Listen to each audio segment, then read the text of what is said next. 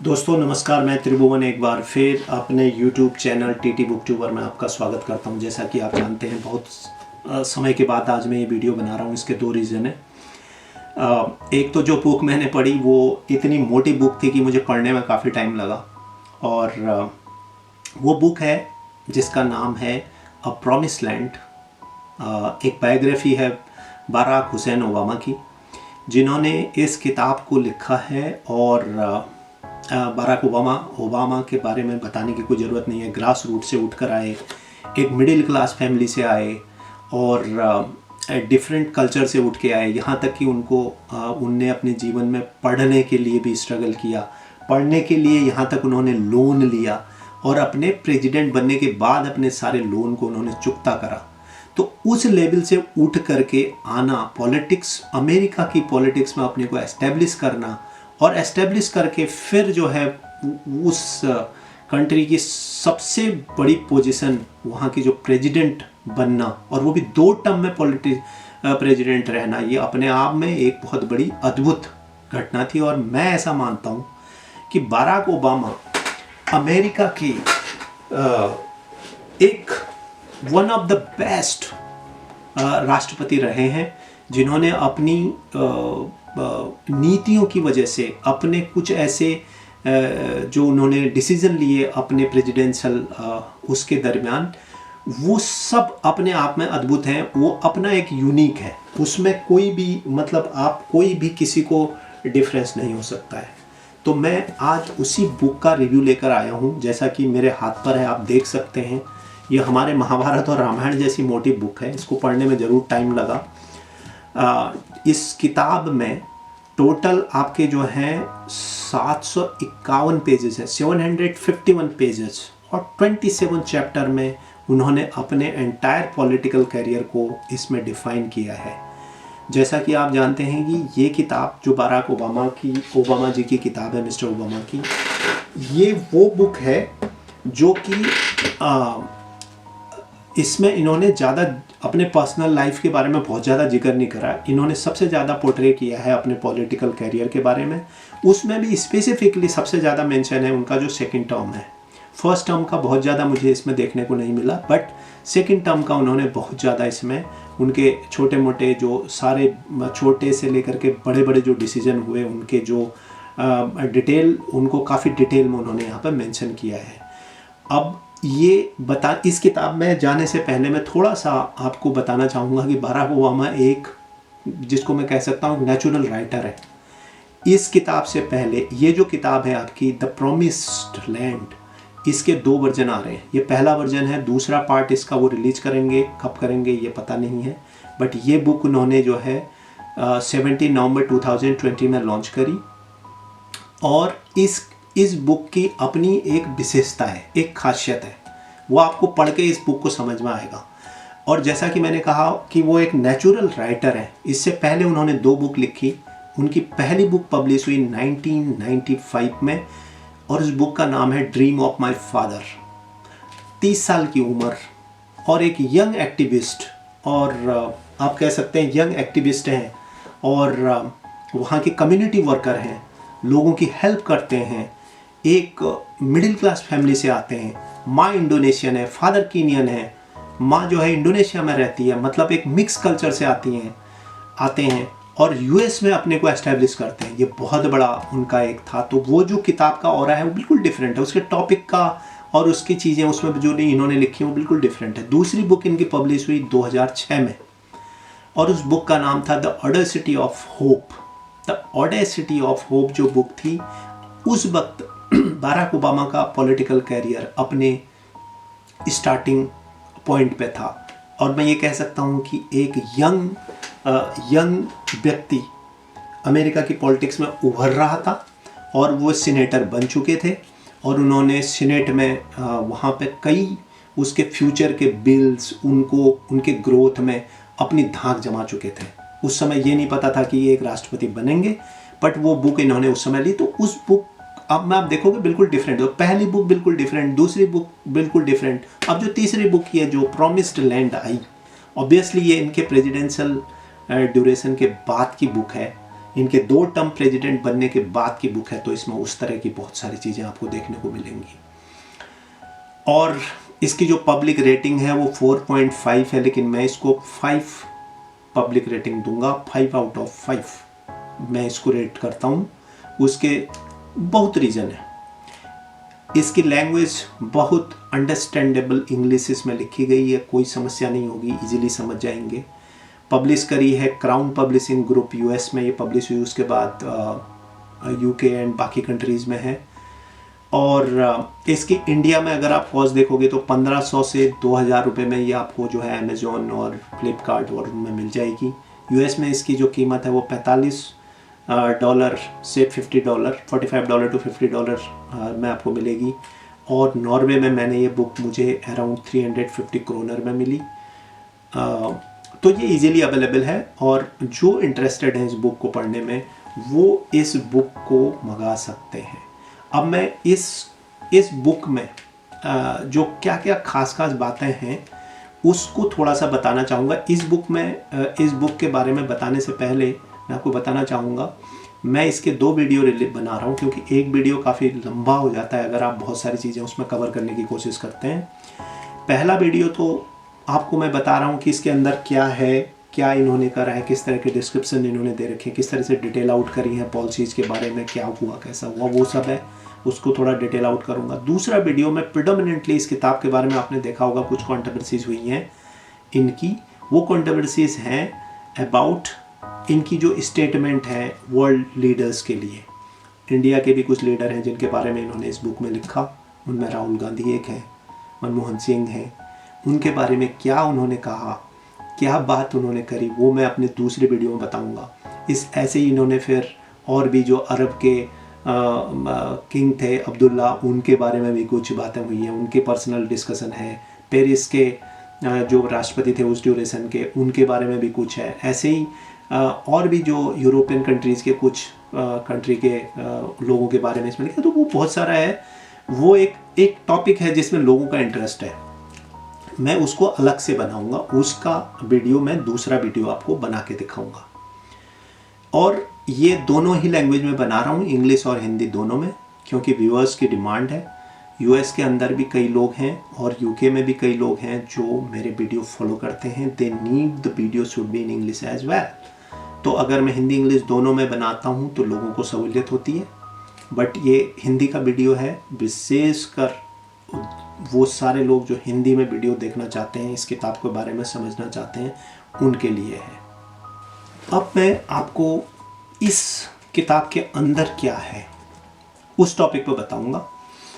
तो जो मुझे ये किताब जब मैं पढ़ रहा था तो मुझे ऐसा लग रहा था, हर एक चैप्टर के अंदर आप देखेंगे इस बुक में कि चीज़ों को इतनी गहराई से, इतनी डिटेल से उन्होंने अपने पॉलिटिकल करियर के बारे में बताया है। मतलब अब उनकी कैंपेन तक के बारे में उन्होंने बताया कि कैंपेन कैसे हुई, उसमें क्या चैलेंजेस आए, क्या स्ट्रेटजी थी, वहाँ से लेकर के उनका सेनेटर बनने की तक का। और उसके बाद फाइनली आप 200 नंबर पेज में जाके कहीं आपको समझ में आएगा जब वो प्रेसिडेंट बने, तो आप समझ सकते हैं कि उन्होंने अपने पूरे पॉलिटिकल करियर के छोटे से छोटे पहलुओं को टच किया है इस बुक के अंदर। तो ये जो बुक है ये बहुत ही बेनिफिशियल है, स्पेसिफिकली जो लोग पॉलिटिकल साइंस के स्टूडेंट हैं, जो लोग अमेरिका की पॉलिटिक्स को जानने में इंटरेस्टेड हैं, जो लोग पॉलिटिशियन हैं, उनके लिए भी।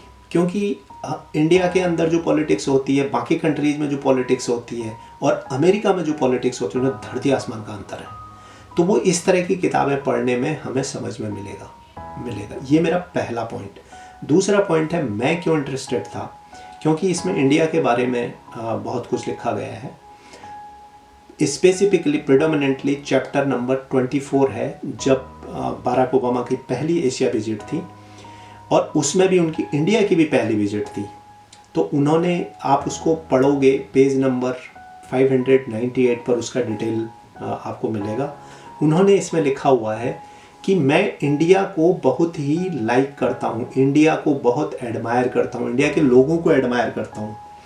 अब क्यों एडमायर करता हूँ, उन्होंने इसके रीजंस भी दिए हैं। जैसे उन्होंने कहा कि दुनिया का 6th लार्जेस्ट पॉपुलेटेड, यानी कि पूरे दुनिया की जितनी पॉपुलेशन उसका 6वां जो पॉपुलेटेड कंट्री है वो आपकी इंडिया है। इतनी भाषाएं वहाँ पर बोली जाती हैं, कितने तरह के कल्चर वहाँ पर हैं, वो उससे एडमायर्ड हैं, वो उसको उनको अच्छा लगता है, उस कल्चर को वो काफ़ी फॉलो करते हैं। कहते हैं मेरे कई फ्रेंड्स हैं इंडियन पाकिस्तानी, तो वो एशियन कल्चर को काफ़ी फॉलो करते हैं। दूसरा उनका इंटरेस्ट है, वहाँ जो एक कैरेक्टर थे महात्मा गांधी हमारे, जो हमारे भी फिगर हैं, पूरे दुनिया के फिगर हैं, तो उनसे वो काफ़ी इम्प्रेस थे। ये काफ़ी प्रभावित हैं थॉट प्रोसेस से, जैसे नेल्सन मंडेला है, महात्मा गांधी हैं और क्लिंटन हैं, जो आपके वहाँ के अब्राहम लिंकन है। इनकी जो बातें हैं, इनकी जो फिलॉसफी है, इनके जो व्यवहार हैं, इनके जो चीज़ें हैं, उनसे ये काफ़ी प्रभावित थे। तो इसलिए ये इंडिया को बहुत रिस्पेक्ट करते हैं। तो ये इन्होंने इस किताब में लिखा है। जो इंडियंस मेरे व्यूअर्स हैं इंटरेस्टेड होंगे वो चैप्टर नंबर 24 जरूर पढ़ें। दूसरा इन्होंने कुछ और चीज़ें आपको इसमें पढ़ने को मिलेंगी। जब बाराक ओबामा जो है अमेरिका के राष्ट्रपति बने थे, उन्हें जो है विरासत में बहुत सारी समस्याएं मिली थी।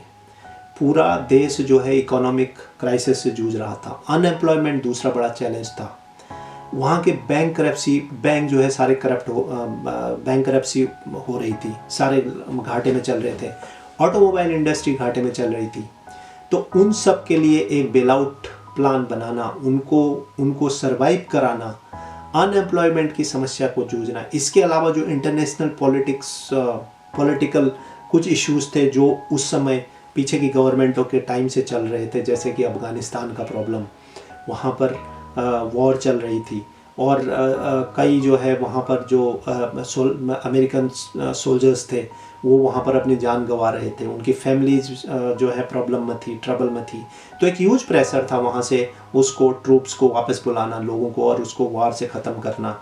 उसके अलावा जो ओसामा बिन लादेन ने किया, उसके बाद जो पब्लिक का प्रेशर था, तो बहुत सारे ऐसे इशू जो उन्हें विरासत में मिले थे उनको उसे टैकल करना था। और मैं ये कह सकता हूँ कि अमेरिकन हिस्ट्री में और भी ऐसे बहुत समय आए, बट ये one of the most critical और क्राइसिस का टाइम था जब बाराक ओबामा राष्ट्रपति बने।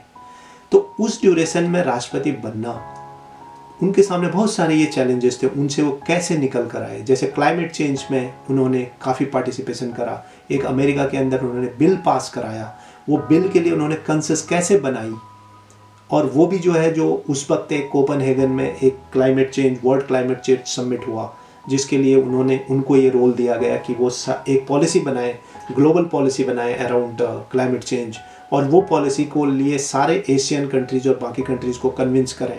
उसका बड़ा ड्रामेटिकल इन्होंने इसमें बताया है, बड़ा ड्रामा वहाँ पर हुआ, कैसे इन्होंने कन्विंस करा, क्या करा, वो आप पढ़ेंगे पेज इसमें जो है 513 नंबर पेज में। इसके अलावा इसमें जो दूसरी मुझे अच्छी बात नज़र आई बुक के अंदर, इनके कुछ पिक्चर्स का कलेक्शन है, जो इनके पूरे फैमिली के, इनके father dark skin black man Kenyan father, इनकी मदर के, इनकी फैमिली के फोटोग्राफ्स, और इसके अलावा जो वर्ल्ड पॉलिटिकल लीडर के साथ इन्होंने अपने समिटें करी, उनके साथ जो इनकी मीटिंग्स हुई, even the Indian Manmohan Singh तब के जो प्रधानमंत्री थे उनके साथ उनकी जो मीटिंग्स थी, उसके फोटोग्राफ्स। तो इस तरह के बहुत सारे अच्छे फोटोग्राफ्स हैं। आपको उन इवेंट से, एक तो उसके बारे में उन्होंने लिखा है, उसके साथ जब वो अपने पिक्चर्स को शेयर करते हैं तो उससे आप कनेक्ट कर पाते हैं, उस स्टोरी को कनेक्ट कर पाते हैं। वो आपको बहुत अच्छा मुझे देखने को मिला। इसके अलावा उस समय जो ओसामा बिन लादेन वाला ऑपरेशन इन्होंने चलाया, उसमें कैसे ये पूरे ऑपरेशन को कैरिड आउट किया गया।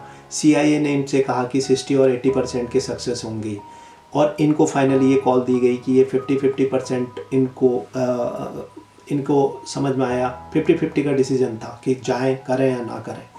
तो वो कैसे हुआ, उसको पूरा सीक्रेटली कैसे किया गया, वो जब मैं पढ़ रहा था इसमें चैप्टर नंबर 27 बहुत इंपॉर्टेंट है। जब आप उसको पढ़ेंगे तो मुझे ऐसा फील हुआ, एक मूवी मैंने नेटफ्लिक्स पे देखी है, जो मूवी का नाम था आई इन द स्काई। आप ये मूवी देखोगे उसमें बिल्कुल इसी तरह के ऑपरेशन कैरिड आउट किए गए थे, तो मुझे बिल्कुल वो मूवी का फील हो रहा था। तो बहुत अच्छा है 27 चैप्टर, जिसको इस तरह के इंटरेस्ट है वो पढ़ सकता है। और दूसरा जो है, इसमें मुझे कहीं पर भी बाराक ओबामा बड़े अपने खुद के जो परफेक्शंस के लिए, खुद के चीज़ों को एडमिट करने में इन्होंने कोई हिचक नहीं करी। इन्होंने एक जगह पर लिखा है, उन्होंने बोला कि ही stated that he never smoke in public, मतलब ये बता रहे हैं कि मेरी स्मोक करने की हैबिट है, मैं पब्लिक स्मोक नहीं करता। तो लोग यूजुअली इस तरह की स्टेटमेंट देते नहीं, बड़े बोल्डली इन्होंने दिए। और दूसरा, अब थोड़ा फनी है, बट मैं जो फिल्मी डायरेक्टर हैं, जो हॉलीवुड के डायरेक्टर हैं, बॉलीवुड के डायरेक्टर्स हैं, और इस तरह के टॉपिक पे मूवी बनाने, उन्हें स्टोरी की ज़रूरत नहीं है। किताब के अंदर बहुत सारी स्टोरीज आपको मिलेंगी, जैसा मैंने आपको बताया ओसामा बिन लादेन का ऑपरेशंस, अफ़गानिस्तान वाला सारा सिनेरियो स्टोरीज़, वो सारी आपको एक स्टोरी की तरह की फील होगी। एक स्टोरी आपको ऑटोमेटिक रेडी स्टोरी आपको मिल जाएगी इस बुक के अंदर, आपको कुछ करने की ज़रूरत नहीं है। तो इसके अलावा जैसा मैंने आपको बताया कि बहुत सारे ऐसे जो वर्ल्ड लीडर के बारे में इनकी इंटरेक्शन थी, इनके व्यूज़ थे, उनके बारे में जो इन्होंने अपने विचार दिए, अपने व्यूज़ दिए, वो मैं अपने नेक्स्ट वीडियो में, सेकंड पार्ट के वीडियो में आपको बताऊंगा। तो आप इस बुक को खुद पढ़ें, बहुत ही बेहतरीन बुक है, आपको पढ़नी चाहिए।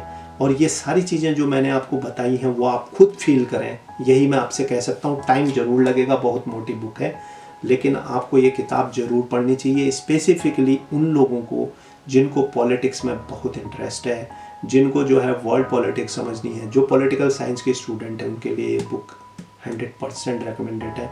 और अगर मेरी आप बात करें, मुझे किताब पढ़ने का शौक़ है, तो one of the best book which I read. और मैं कभी भी जो है उनके व्यक्तित्व से मैं प्रभावित हूँ बाय डिफ़ॉल्ट, उसमें कोई डाउट नहीं है। कुछ लोग हो सकते हैं जो उनके पॉलिटिकल, उनके कैरियर, उनकी थॉट प्रोसेस, उनके पॉलिसीज से वो हों, उनसे खुश ना हों, बट ऑल टुगेदर जो उन्होंने जिस तरीके से ये किताब को लिखा है, फैंटास्टिक। ज़्यादा मैं इसमें कुछ और आपको बताऊंगा नहीं, आप खुद पढ़ें इस बुक को और खुद पढ़ के इसका मज़ा लें, और इसको पढ़ करके बहुत कुछ आपको समझने को मिलेगा। तब तक आप अपना ध्यान रखें, ख्याल रखें, और इसका इंग्लिश वीडियो का लिंक आपको नीचे मिलेगा। जो इंग्लिश में इसे समझना चाहेंगे, पढ़ना चाहेंगे रिव्यू को, वो पढ़ सकते हैं। तब तक के लिए अपना ध्यान रखें। मैं अपना दूसरा वीडियो, जैसा मैंने कहा है, इनके कॉन्ट्रोवर्शियल स्टेटमेंट के ऊपर, जो वर्ल्ड के लीडर के बारे में इनके व्यूज़ हैं, उस पर मैं अपना दूसरा वीडियो बनाकर बहुत जल्द आपके सामने आऊँगा। तब तक के लिए अपना ख्याल रखें, ध्यान रखें। Good bye.